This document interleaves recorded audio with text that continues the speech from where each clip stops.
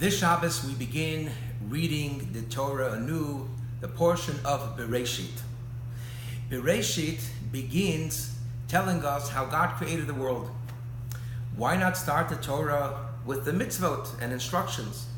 One of the explanations is that when God created the world, it's not as we humans create something or build something where we take raw material and we create a table or a house. When God created the world, nothing existed before that. God created something out of nothing, which is beyond human grasp. And therefore, when we create a table, the builder doesn't have to be near the table after it's built. But since the world is a total new novelty, therefore God's energy and life force needs to constantly be within creation to keep it into existence. So here the Torah is giving us a powerful message. 2 points.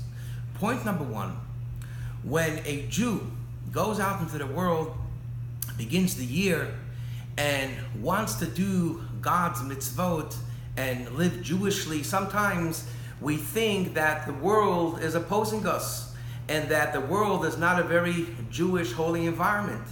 So message number 1 is that in the beginning, God created the heaven and earth.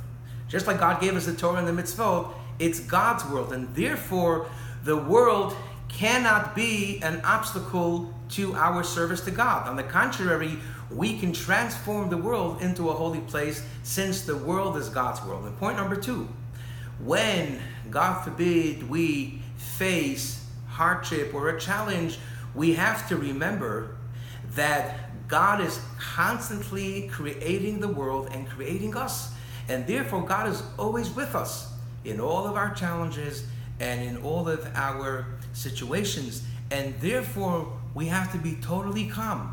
We do the best we can, but you keep your sanity and calmness, because we know that God didn't just create the world and then went into the heavens, but God constantly is involved in creating the world and creating us and is always with us. So we don't have to worry. Have a wonderful Shabbat.